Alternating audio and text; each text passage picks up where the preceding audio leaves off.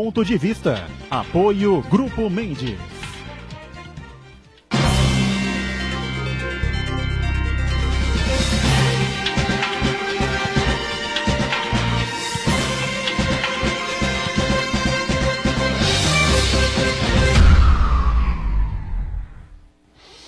Olá, estamos começando aqui mais um Ponto de Vista, você sempre acompanhando com a gente de segunda a sexta, neste horário da 1h30 da tarde, tradição da discussão política e sempre do debate dos temas importantes aqui da cidade, da região metropolitana, educação, saúde, meio ambiente, o transporte, a segurança pública e, claro, todo esse processo eleitoral que vai se desenvolvendo, né, daqui para frente.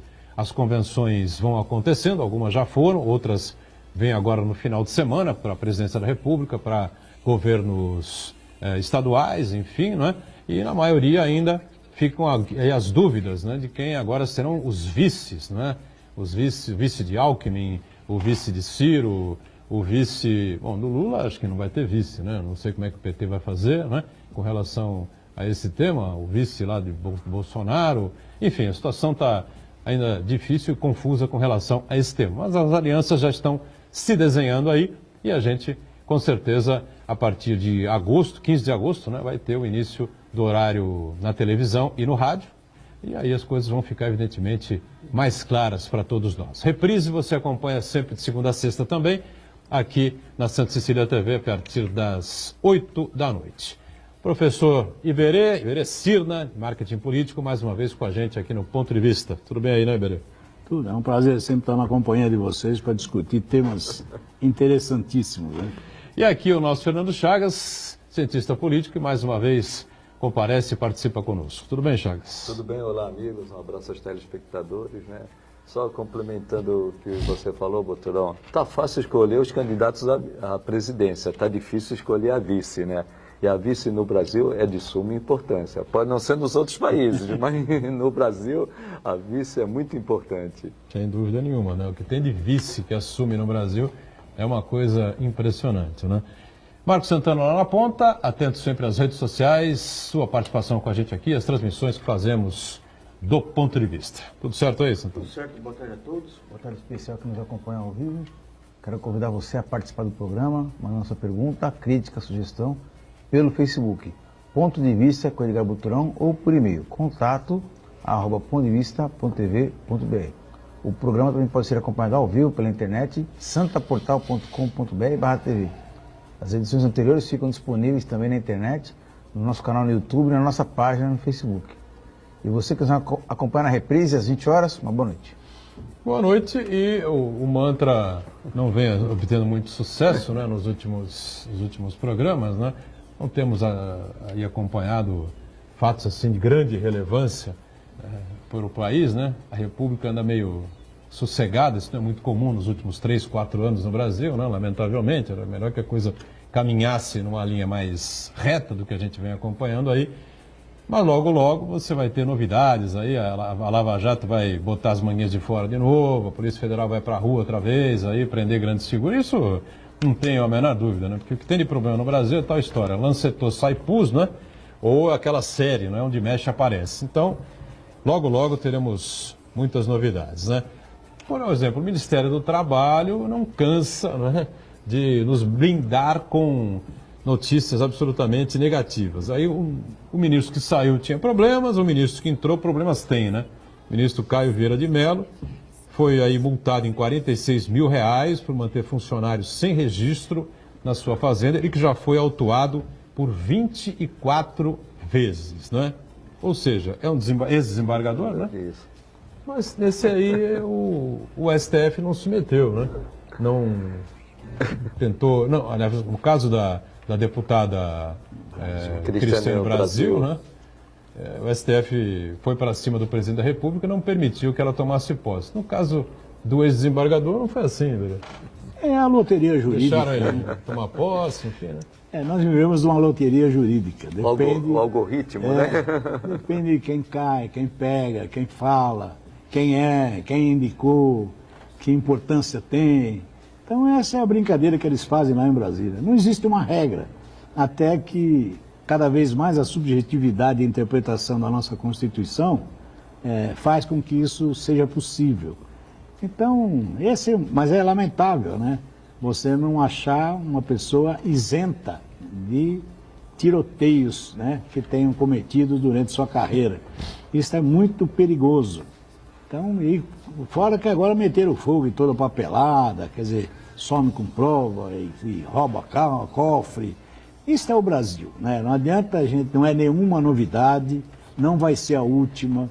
Nós teremos aí inúmeras vezes, toda vez que não gostei dessa do Lancetor Saipus, né? Eu tinha lá cavocado saía minhoca, entendeu? Cada cavocado saiu. Então é assim, é lamentável que o Brasil esteja passando por isso. Novidade já não é mais, não temos que nos assustar. Então, onde você cutucar, qualquer que seja o ministro, eu tenho lá a grande cúpula do governo hoje, está lá na Lava Jato, né? Está lá desde Moreira Franco, Eliseu Padilha, todos eles, né? Estão todos complicados. E o Brasil está seguindo. Lá na Avevá, entendeu? De alguma forma ela está andando aí.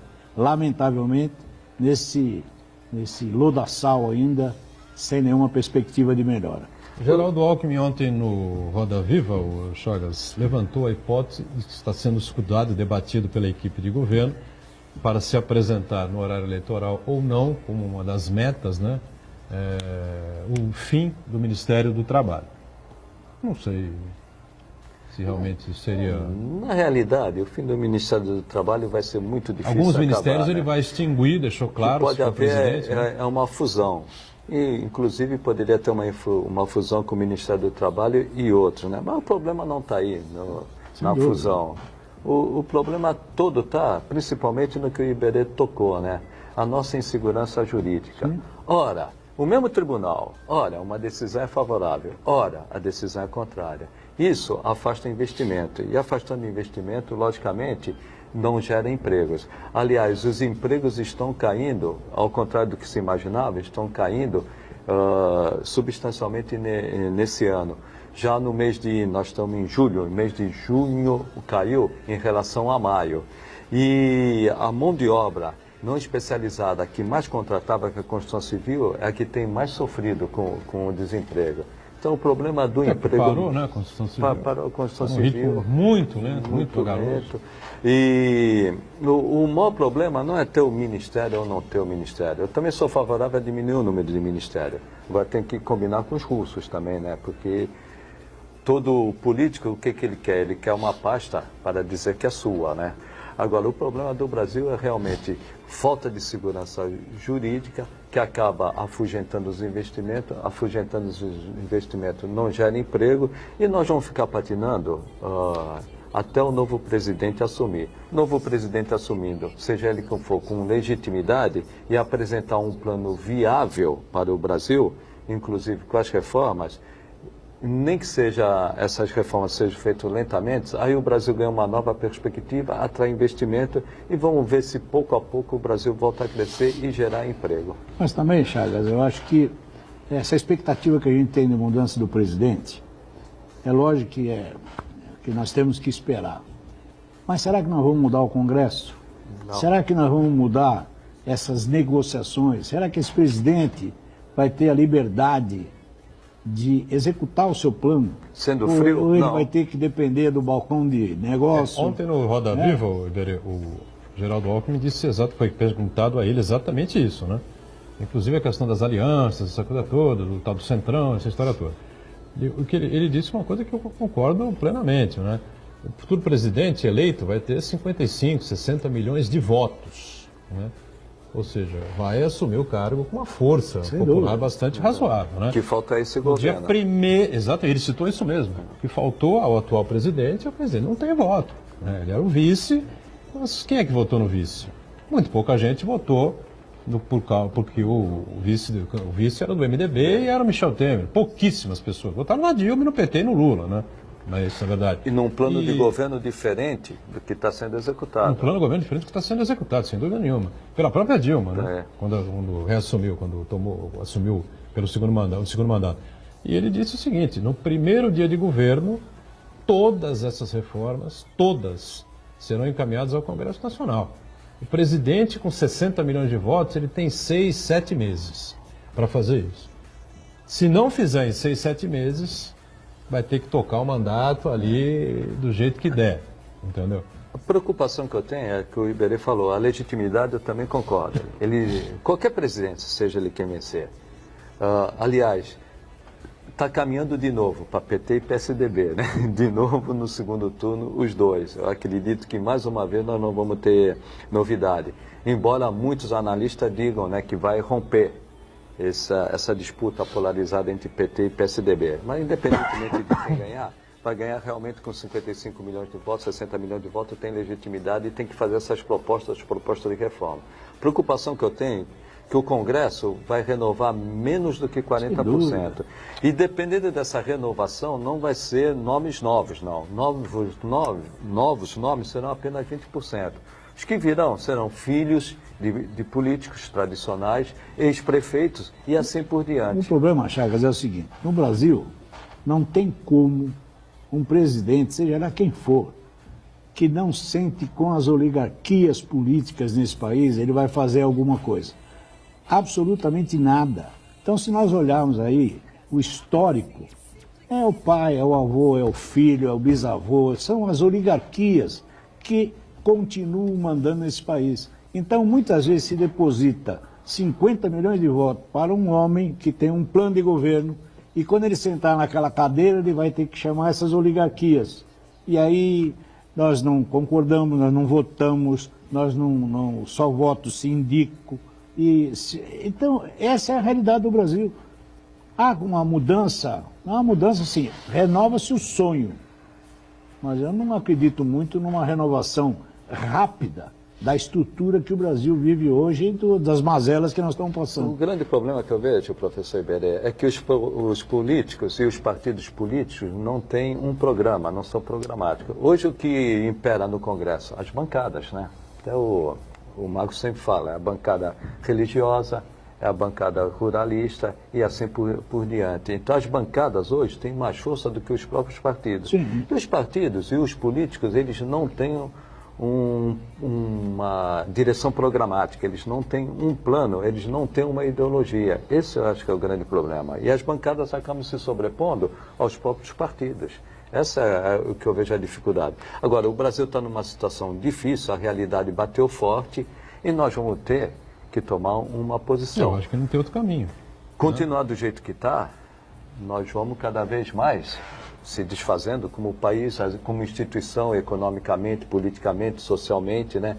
Então a realidade, professor Iberê, acho que bateu a porta. Não tem saída, né? Não tem saída. Alguém tem que ter coragem de fazer isso, tudo isso que foi dito ontem pelo ex-governador Geraldo Alckmin no Roda Viva, e ele já tinha dito isso, já tinha acompanhado na sexta-feira na Rede TV, no programa comandado pela jornalista ex-global, né? Isso. Mariana Godoy. Mariana Godoy, programa também interessante, enfim, só que fica ali, não tem uma roda, não tem um grupo de jornalistas ali cutucando, enfim, a diminuição do Estado, a diminuição do número de senadores por Estado, de 3 para 2, a diminuição do número de deputados federais, né?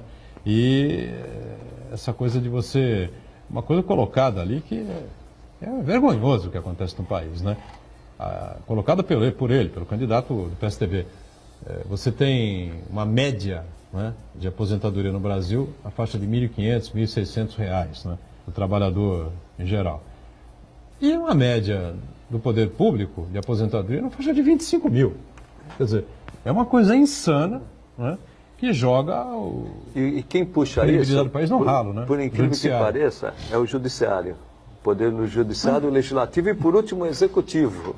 Mas é insano absolutamente tudo, né? Porque não existe aquela parte de Brasília, não tem nada a ver com o país, gente. Então agora, na calada da noite, durante a Copa, uma bola na trave, aquele negócio, eles votaram, sabe o quê?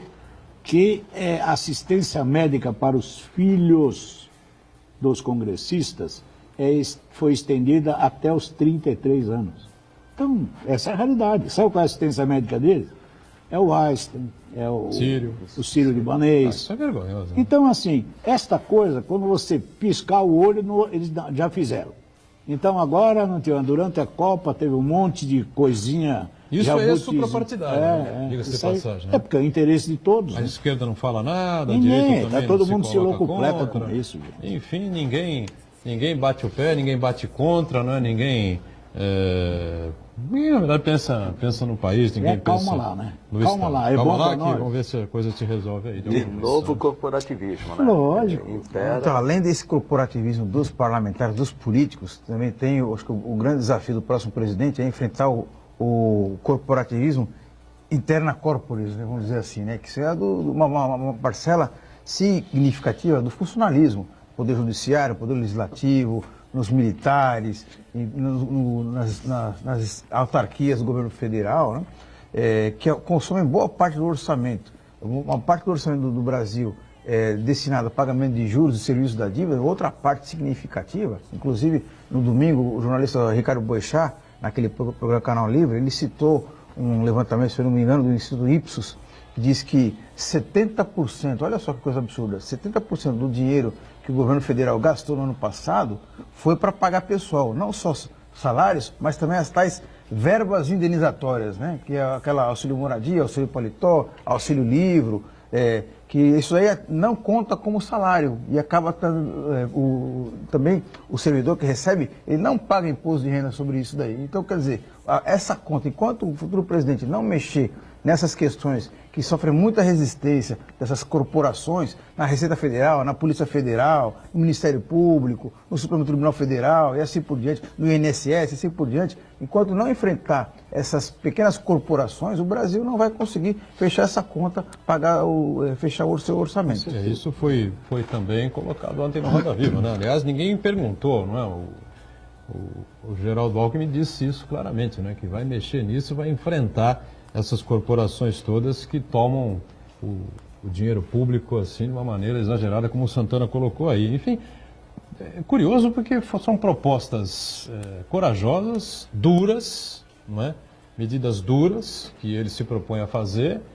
E aí foi questionado lá, mas como é que você vai fazer isso aí com as alianças, com o Centrão aí junto, que domina a casa, enfim, não é? Que é corporativista, como você colocou aí agora há pouco, enfim. Ele deixou claro o seguinte, falou, estas são as minhas propostas, são as minhas ideias, a minha visão de país. Só temos uma saída que é sair por esse caminho. Diminuir o Estado, enxugar o Estado, diminuir o número de impostos, aí o Chagas pode falar alguma coisa nessa linha aí, e simplificar essa questão tributária para o brasileiro. Ele fala na mudança, né? Você substitui a reforma ISS, ICMS, ICMS, IPI, COFINS e PIS, pelo IVA. Pelo né? IVA, seria Posto sobre valor agregado. Agregado, né? Que é o que tem na Europa e que funciona bem, né? O problema todo da nossa tributação é o que o Marcos falou. 92%, via de regra, o poder público gasta 92% em despesa de custeio. Custeia a manutenção da máquina, a manutenção das cidades, dos estados e do país, e também o salário dos servidores. 92% em via de regra é custeio. Resta apenas 8% para investimento. 8% para investimento é muito pouco. E nós temos uma carga tributária que era de 36% do PIB, que é para 34% do PIB. Mesmo assim é muito elevada. É igual a países desenvolvidos. Só que essa carga tributária, para diminuir, vai ter que diminuir esse tipo de despesa, a despesa de custeio. São despesas obrigatórias e permanentes. Essa é a dificuldade. Agora, uma reforma tributária, Boturão, eu não vejo também como sair. O nosso sistema tributário, ele acaba causando um ônus, além da própria tributação, um custo para o cidadão comum, para as empresas, porque é tamanha parafernália para você manter os tributos em dia e principalmente as obrigações acessórias, que são aquelas obrigações que você faz para mostrar que você está recolhendo corretamente, é um custo muito alto. Na Europa tem apenas 4 impostos. Imposto sobre o consumo, que seria o IVA. O imposto sobre a produção, sobre a propriedade e também o imposto regulatório, que esse imposto regulatório não seria com a finalidade de arrecadar, é o imposto de importação e exportação. O imposto da propriedade seria o nosso IPTU e IPVA, né? E a produção seria o IPI, que seria incorporado ao IVA, né? E um imposto sobre a Previdência, que seria aí uma contribuição. Essa reforma é necessária. Agora, para fazer essa reforma, precisa haver principalmente a despesa. O nosso rombo esse ano será do governo federal, será de 150 bilhões de reais. É um rombo razoável. Isso porque já cortou gastos, inclusive na saúde, na educação, outras áreas outras importantes, áreas, zerou o isso, investimento, ainda zerou o assim, investimento. aumentou o Mas eu acho que é por isso né? que ele fala, né? A primeira fala dele, o primeiro item que ele coloca na campanha, na proposta de governo, é a diminuição Do Estado. Diminuir a máquina pública emergencialmente, imediatamente, né? Começar com essa situação de uma maneira rápida, né? Para que se possa, com um tempo menos curto possível, seguir nessa balada aí que ele se propõe, né? Vamos para um intervalo rápido, a gente volta com o ponto de vista já já.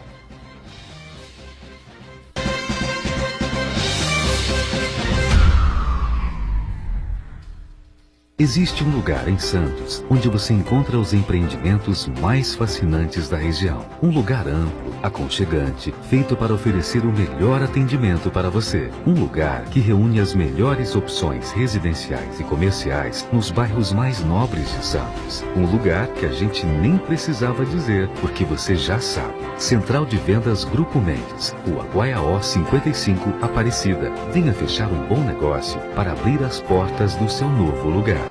Santa Cecília TV no canal 52.1 HD. Se você ainda está com dificuldade de sintonizar a Santa Cecília TV em alta definição pelo sinal digital, você precisa escanear os canais da sua TV através da autoprogramação no seu controle remoto.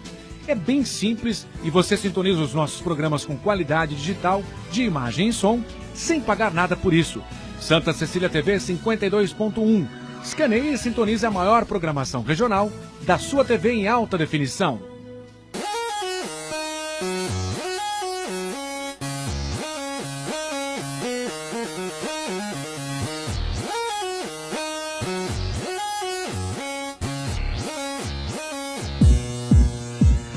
Encontre o melhor caminho para a carreira profissional. Venha para a 34ª Feira de Profissões da Unisanta. Esclareça suas dúvidas participando de bate-papo com profissionais, além de visitar os estandes interativos, laboratórios, clínicas e outros ambientes da Universidade Santa Cecília. Dia 23 de agosto, das 9 às 13 e das 18 às 22 horas. Inscrições gratuitas para o vestibular durante todo o evento. Entrada franca com sorteio de brindes e apresentação de dança. Feira de Profissões da Universidade Santa Cecília.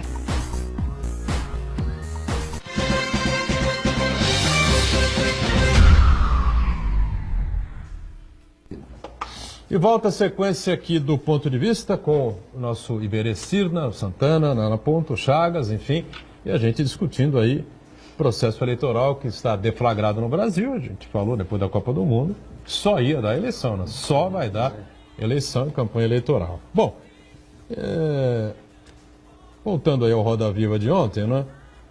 Com a presença do candidato Geraldo Alckmin, estava lá a situação de alianças partidárias, que agora que as pessoas estão correndo atrás, os candidatos estão correndo atrás, né? E o Alckmin tem o PSDB, que é o partido em que ele pertence, lógico.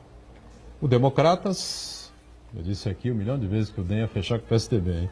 O PSD de dado, o PP, o PR, o PPS, o Solidariedade, ainda nessa discussão que envolve aí a obrigatoriedade ou não do imposto sindical, né?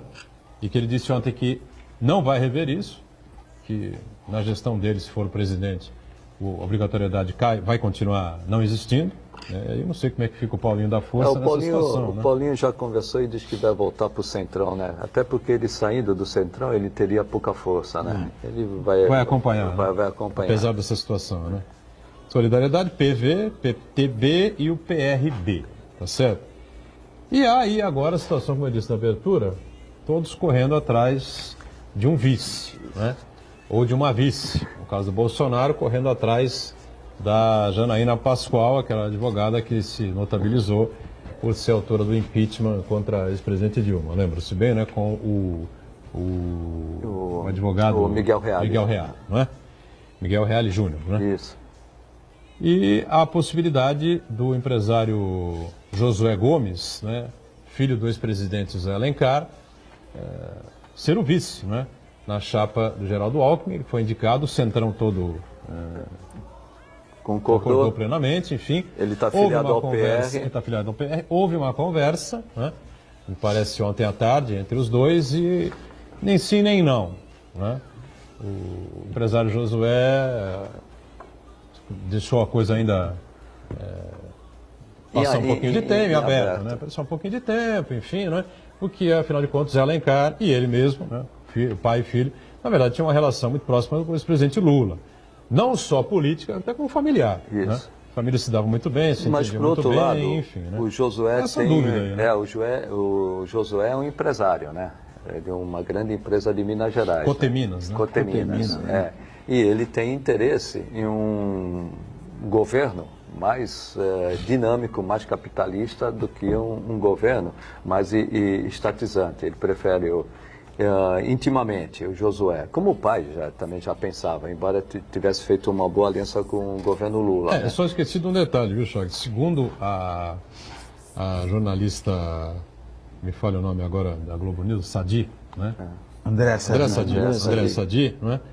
Segundo ela colocou no blog dela, embora não tenha fechado com o Alckmin, ele garantiu ao candidato Geraldo Alckmin o apoio. O apoio é certo. Apoio pessoal, inclusive junto com o partido, com o PR, à candidatura do Geraldo Alckmin. Agora, acho que talvez não queira o compromisso, né, de ir para o governo. Isso. Não sei se é por aí, né? Mas... Deixa eu só colocar uma coisa, eu vou botar uma coisinha aqui, que tem alguns números que eu gostaria de passar para a mesa. No Brasil, agora estão discutindo lá a abertura de novos municípios, né? Não sei se... Só faltava. Não, estão pautando lá para discutir a aprovação de novos municípios. Só para ter números, entre o presidente, vice, número de prefeitos, deputados, são 70.794 políticos eleitos. Só políticos. Só políticos. 70 mil? 70 mil. Só vereadores são 57 mil vereadores no Brasil, de todas as câmaras. Então, ainda estão querendo abrir mais municípios, que aumenta esse número aqui. Aí você tem um total, pasmem, de 715.074 assessores não concursados. Cargo em comissão. Cargos em comissão. Então, assessores parlamentares na Câmara Federal são 12.826 não concursados. Isto tudo tem um custo acima de 128 bilhões. Então, assim, essa é a história que se discute. Qual é o tamanho do Estado, gente? Então, nós estamos aqui... Cada deputado federal tem 25 assessores. Isso, então. 25 assessores. Aí você tem Câmara Federal. Assessores parlamentares do Senado, 4.455. 27 mil assessores parlamentares de câmaras estaduais, sem concurso. 600 mil assessores em câmaras municipais, sem concurso. Então vejam, o número é um gigantismo, tamanho, que vai a um total... Cada senador tem 50 assessores? Tem, são cargos, né? Não comissionados, em comissão. Total geral... Não são assessores, né? São funcionários do Senado. Total geral são 715 mil funcionários não concursados no Brasil. O custo, aqui é quem me mandou até diz uma brincadeira, sai o custo 248 mil por minuto, custa isso aqui. São 14,9 milhões por hora o custo desse pessoal. São 10,7 bilhões por mês. Então, eu entendo, viu, Iberê? Imaginem a loucura que é o tamanho do Estado. E nenhum país do mundo tem essa relação. Não, pelo amor de Deus. E a grande preocupação hoje é essa. Por isso eu falei, a realidade bateu a porta. Em 1980, a tributação no Brasil era 24% do PIB. Hoje nós estamos em 34%, chegou a 36%. Como que nós compensamos isso? Aumentando o tributo, não diminuindo a despesa. Sim. Tanto que as despesas estão aí que o professor Iberê falou. Só que agora não tem mais como tributar para garantir essas despesas. A reforma do Estado, ela é iminente, ela é necessária. Por isso, muito se fala na necessidade de privatização. Por que se fala na necessidade de privatização? Não vejo nem mais uma questão ideológica. O Estado, nessa situação, que gasta 92% em custeio, ele não tem condições de investimento. Como que nós vamos fazer esse investimento para o Brasil crescer? Infraestrutura e na produção. É na realidade. Então, mas veja, nós estamos falando desses números aqui, iniciativa privada. E nós temos hoje no país 35 partidos políticos. Isso. E 73 pré-aprovados em informação, 73 partidos políticos em informação. Já tem um monte já no tribunal, com contagem de assinatura, o trâmite todo que tem que fazer. Agora tem a cláusula de barreira, né? Tem a cláusula de barreira. Pequena, enfim. A cláusula de desempenho, né? No primeiro momento, 1%. Depois 1% e 1,5%. A culpa disso é do STF. Isso, o STF, lembro, após a eleição de 2006, depois de 10 anos, o STF... Agora, o Chagas, o Iberê, o Tron, o Iberê chama atenção muito bem para a questão dos políticos, né? Completo de razão. Na verdade, eles legislam em causa própria ali, né? E eu acho que a gente não pode perder o foco também, essa questão que eu levantei na minha primeira fala, que é com relação ao corporativismo. Os funcionários que têm estabilidade, concursados e tal, que eles fazem uma ação política para manter seus próprios privilégios. Né? Isso daí, todos os ministérios, todas as instâncias. Por exemplo, o Ministério da Defesa, o senhor sabia que o Ministério da Defesa tem mais servidores que o Ministério da Educação? A maior parte deles está na inatividade. E o Ministério da Defesa serve para quê? Então, justamente, nossas fronteiras estão abandonadas e ainda assim, o salário médio Defesa de quem? Né?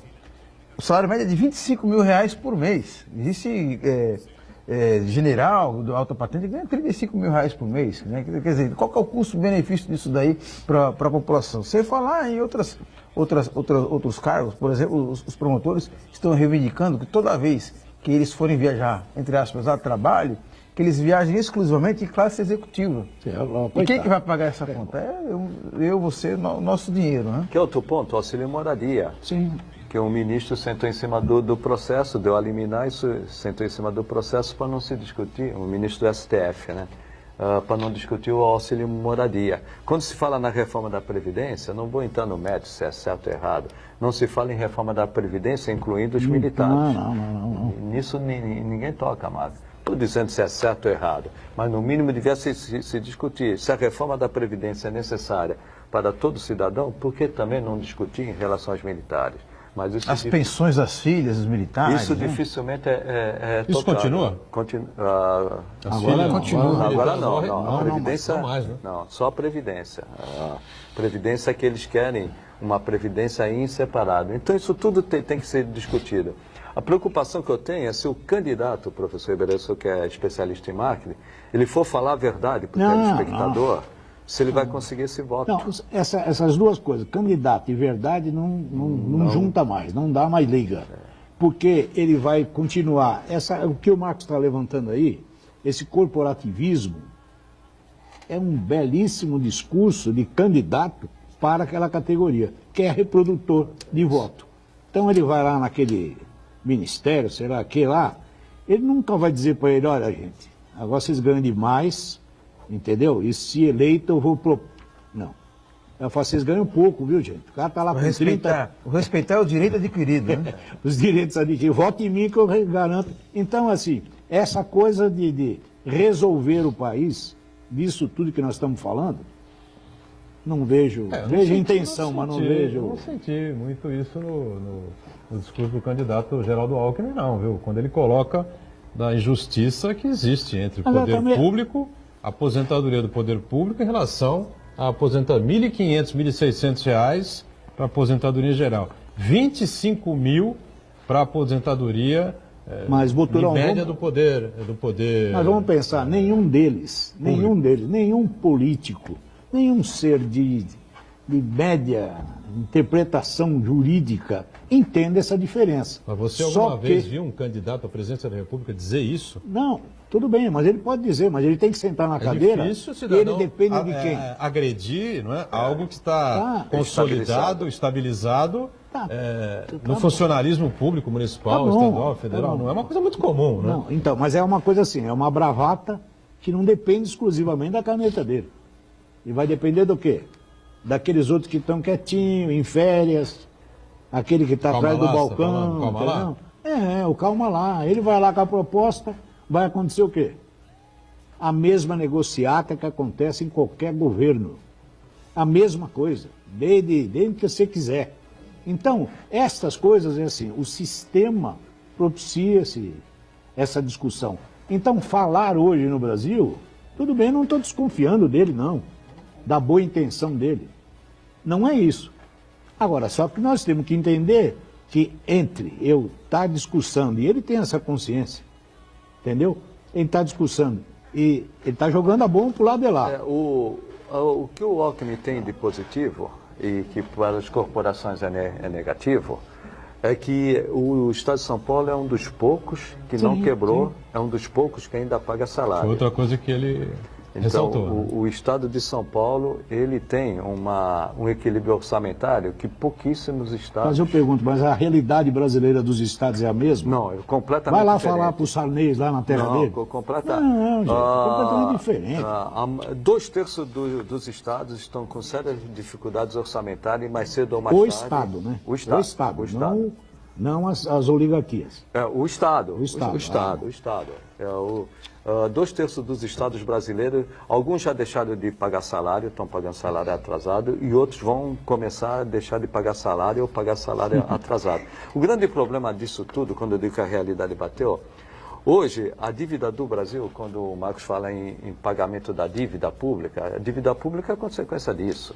Se você vai criando rombos, você vai gerando dívida, e essa dívida ela fica cada vez mais cara na medida que a dívida aumenta.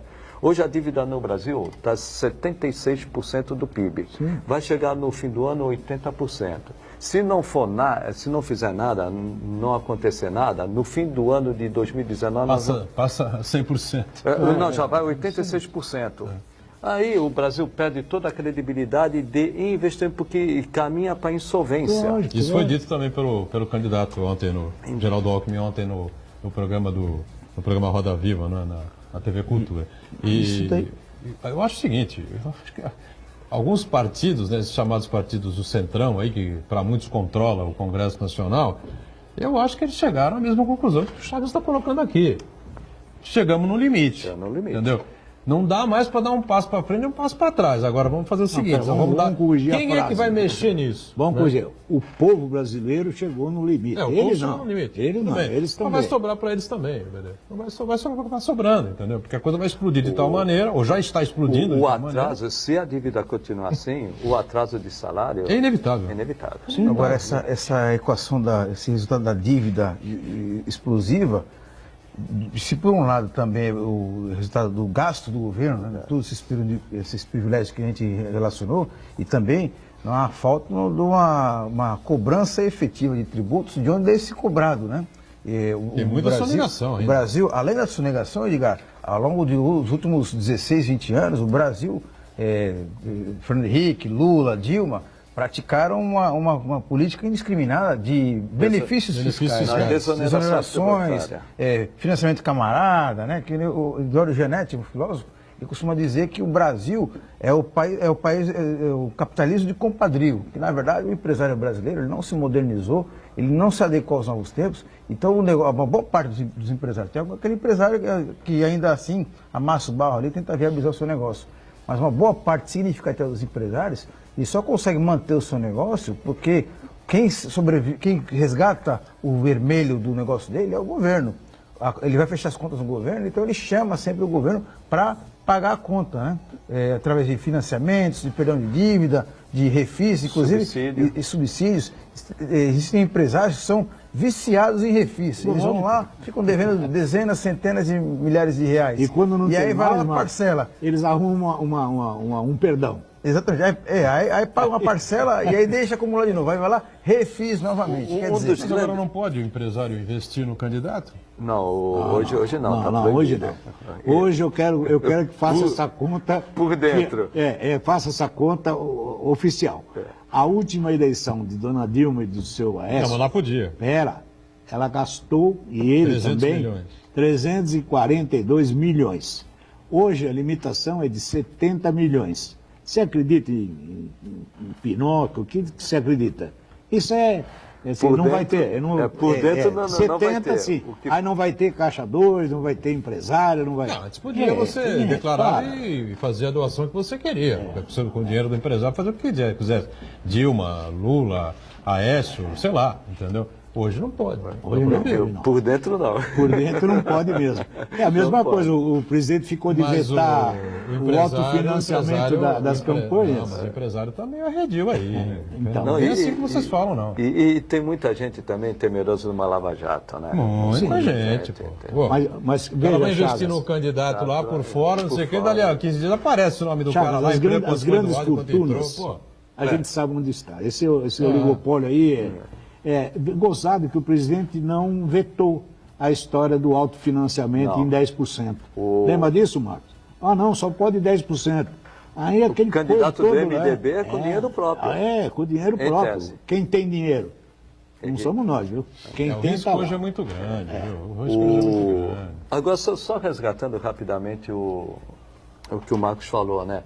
Um dos grandes problemas desses últimos governos foi isso. Ele aumentou demais a dívida, o custeio, e desonerou.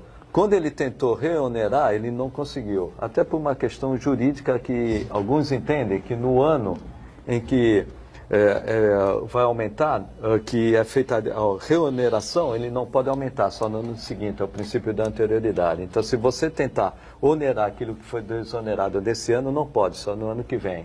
Isso segundo uma corrente de tributarista.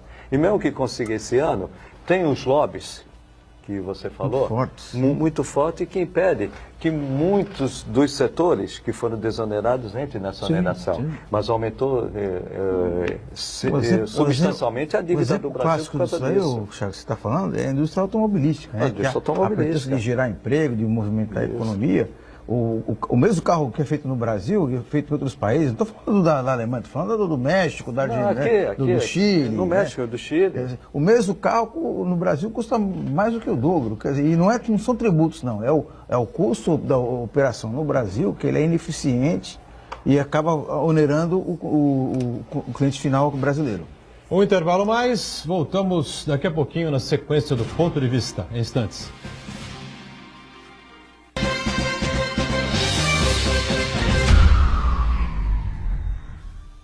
Existe um lugar em Santos onde você encontra os empreendimentos mais fascinantes da região. Um lugar amplo, aconchegante, feito para oferecer o melhor atendimento para você. Um lugar que reúne as melhores opções residenciais e comerciais nos bairros mais nobres de Santos. Um lugar que a gente nem precisava dizer, porque você já sabe. Central de Vendas Grupo Mendes, Rua Guaiaó 55, Aparecida. Venha fechar um bom negócio para abrir as portas do seu novo lugar.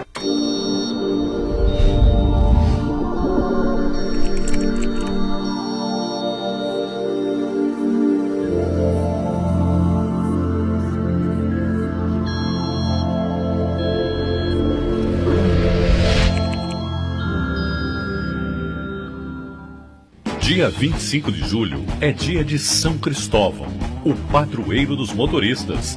Aproveite para agradecer aqueles profissionais que percorrem as ruas e estradas, levando você até o seu destino. Parabéns, motoristas, pelo seu dia. Homenagem do Sistema Santa Cecília de Comunicação e da Cooper Rádio Táxi, sempre com você.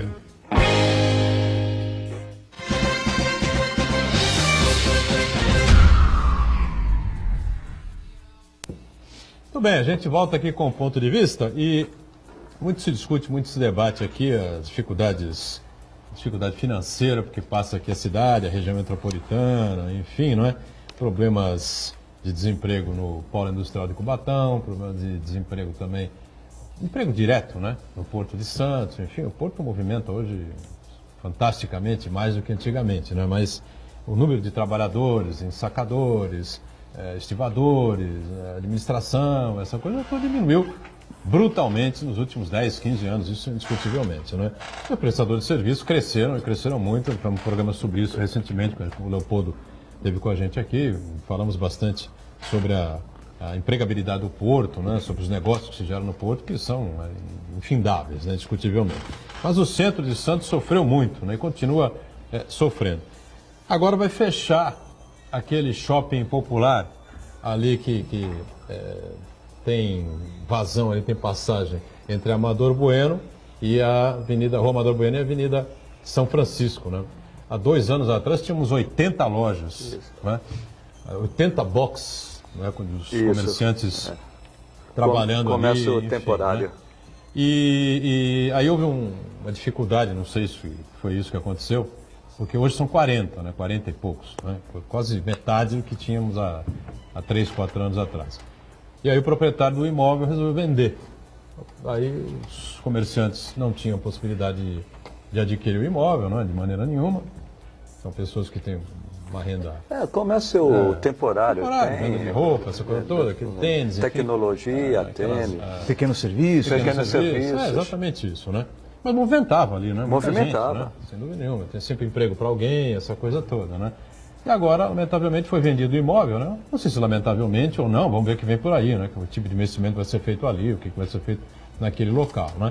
Mas, evidentemente que os permissionários ali, o pessoal dos boxes, né? Ou os comerciantes ali do imóvel vão sair. 42 ou 43 comerciantes vão deixar aquele imóvel. Evidentemente que o comércio ali vai dar mais uma esfriada, né, na área central de Santos. Foi vendido o novo proprietário, que é o imóvel vazio, em 60 dias para o pessoal sair. De uma antiga loja, né? Sears, né? De uma antiga loja. Sears, exatamente ali. Já foi a Sears, uma loja monstruosa, Isso. Né? Exatamente, da Amador Bueno. Ela vive. Agora, isso que você está falando, saiu até uma pesquisa hoje mostrando que o emprego por conta, não é emprego, né? A atividade por conta própria, ela teve um baque muito grande com essa recessão que nós falamos, né? O PIB caiu 8% nos 3 últimos anos. Talvez recupere esse ano com 1%, 1,2%. E pegou também a atividade, essa atividade é temporária ou atividade por conta própria. E muitas vezes o desempregado, ele ia para essa atividade por conta própria, ou mesmo por bico, ele conseguia a sua manutenção. E hoje está bem difícil até nesse aspecto. Esse que vive por conta própria é difícil.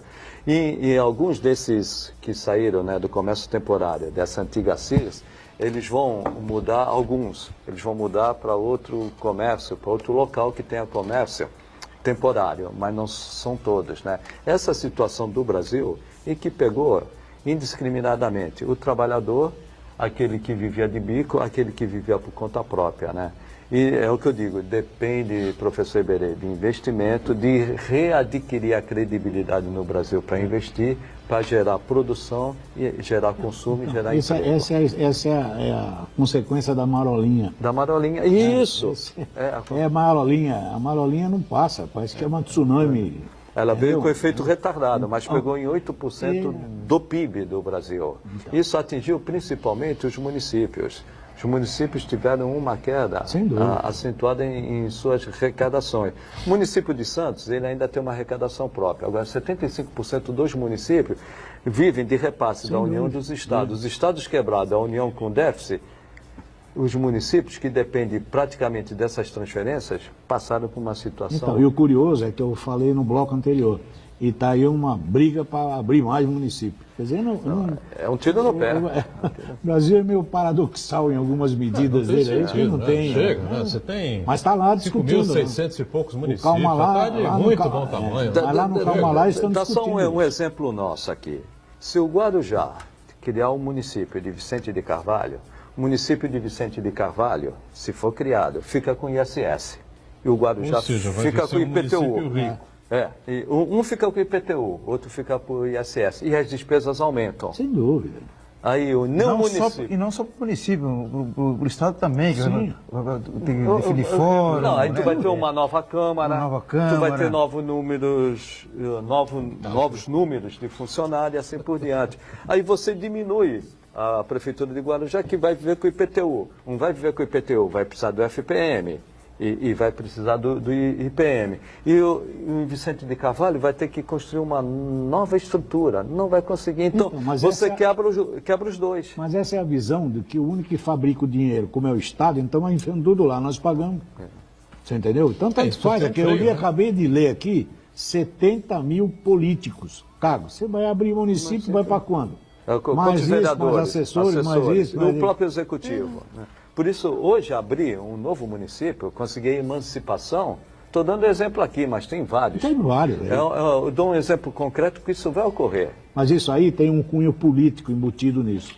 Na verdade, são algumas regiões que são deslocadas do grande centro do município, onde acaba virando uma plataforma política para candidato.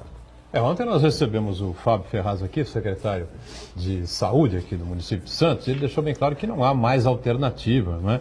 Essas parcerias com a iniciativa privada, com as OS, as organizações sociais, são hoje imprescindíveis, porque elas funcionam bem, né? Os resultados têm problema aqui, problema ali, um atraso de atendimento aqui, outro ali, enfim, mas no geral os serviços vão dando um resultado melhor do que o atendimento direto pelo poder público. Até porque você sai da burocracia, você sai da lei de licitação, você sai da lei de responsabilidade fiscal. Agora, em detrimento disso, né, a gente podia inverter esse quadro se o Estado fosse muito mais enxuto do que é, né, e se a gente não perdesse tempo investindo e gastando dinheiro naquilo que não presta, que não tem função nenhuma, não é verdade?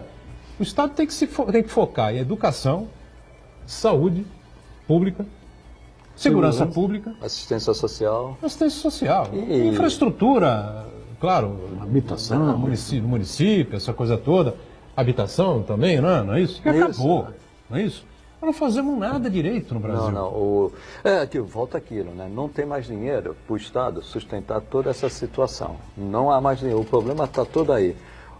E aumentar tributo, o brasileiro não aguenta mais. Então, mas aí você tem uma das possibilidades, quando você pensa em privatizações, é você ter as agências reguladoras. Esse é um ponto importante, equilibrado. O que acontece? A agência reguladora virou cargo político. Sem político. Ninguém vai... Não adianta privatizar e as agências reguladoras serem políticas, tem que ser técnicas. O caso emblemático das agências de plano de saúde, né? Plano de saúde, né? O ministro da Saúde, que é deputado federal, né? Ainda nesse mandato, né? No governo Temer que ele assumiu, né? Isso. Era o Marcelo Castro, né? Isso. O Marcelo Castro é o anterior. Ou é o anterior a ele? Que era deputado federal e cacifado, patrocinado por não sei quantos planos de saúde, entendeu? Então o cara vai fazer lá o quê? Ele vai trair Ele vira refém. Quem bancou a campanha dele? Ele é refém de quem bancou a campanha. O que, na verdade, não tem nada demais. Sócio mesmo, né, Chaves? Não tem nada demais, não tem problema nenhum. Desde que o cara seja verdadeiro na campanha. Eu estou sendo bancado pelo plano de saúde e tal, eu vou defender esta forma de se fazer saúde no Brasil. E oficializar o lobby no Brasil. Né? É oficializar o lobby. Por que não se faz isso? Não tem nada demais, não tem problema nenhum. Agora, um sujeito nessa situação não pode ser ministro. Não. Porque uma coisa vai bater de frente com a outra. Ele está lá para defender essa forma de se fazer saúde no país, que uma é a saúde, corporação que não deixa de ser uma corporação sem dúvida. ou defender o interesse público. Agora, o Iberê tocou num ponto importante. Vamos regulamentar o lobby. Todo mundo faz lobby, só que é um lobby escondido. É melhor regulamentar o lobby e deixar claro. Aquele cidadão lá, ele é pago para fazer lobby no Congresso Nacional em defesa de um setor. Fica mais claro do que a gente tem o lobby e ele é escondido. Nós estamos vivendo essa situação de debate. A gente espera que todo mundo entre nessa discussão, o país inteiro entre nesse debate, enfim, né? Para que as pessoas cheguem no dia 7, né? 7 de outubro? 7 de outubro, que vai ser o primeiro domingo do mês de outubro, vai ser o primeiro turno das eleições. Eu acho que com raríssimas exceções, né? Em alguns estados pelo país afora, a eleição morre no dia 7 mesmo, no primeiro turno. Mas na grande maioria dos estados e na eleição presidencial nós vamos ter 2 turnos, né? Então vai ter um tempo ainda razoável para se debater, para se discutir esses temas com muito mais profundidade. Preciso que as pessoas se envolvam, façam comparações entre os candidatos, tá certo? O que esse candidato já fez, a experiência que esse candidato já tem, algum processo contra ele, enriqueceu, né? O patrimônio cresceu na vida pública, não cresceu, qual é a atividade desse cidadão, enfim, isso é importante para que você possa fazer para que todos nós possamos fazer escolhas mais acertadas, né? Agora em 2018. Rapidamente. Muita gente vai se assustar quando se fala a verdade, né? Tem uma candidata a vice, de um candidato que é incluído como os favoritos, que falou a verdade. Chocou a plateia. A Janaína Pascoal? Janaína Pascoal. Na convenção do PSL, né? Ela é muito atirada, né? Ela é ousada tanto para um lado como para o outro. Ela chegou na Assembleia para escolher o Bolsonaro como candidato e ela falou o que ela achava, né? O que é correto, né? Em política... Não, foram vários discursos, né? Antes do discurso dela, que o do Bolsonaro que seria o último. Né? Isso, aí ela entrou e falou a verdade. Em política a gente tem que juntar e não radicalizar. Foi o anticlímax da Foi reunião, que acabou. Então, às vezes... Diga lá, Macão, o que está aí? Uriel? Uriel também. E temos também o Marcos César Brito. Ele diz o seguinte: tudo isso que vocês estão falando, chega à conclusão que o Dr. Vicente Cassione tinha razão quando disse que ninguém deveria mais pagar impostos no Brasil, pois não temos nem educação nem saúde. Isso é realmente um país que você paga e não obtém o retorno.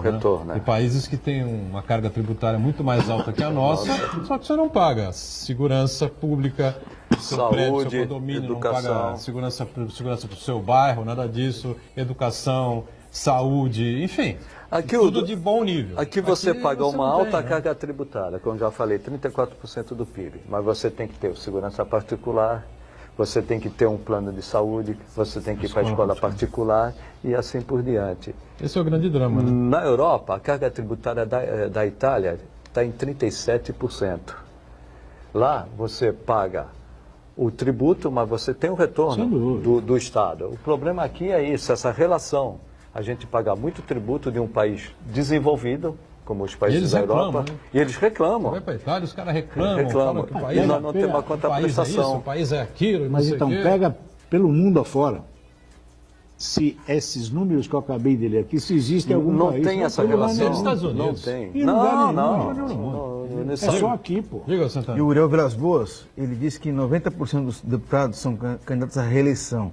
90%? É.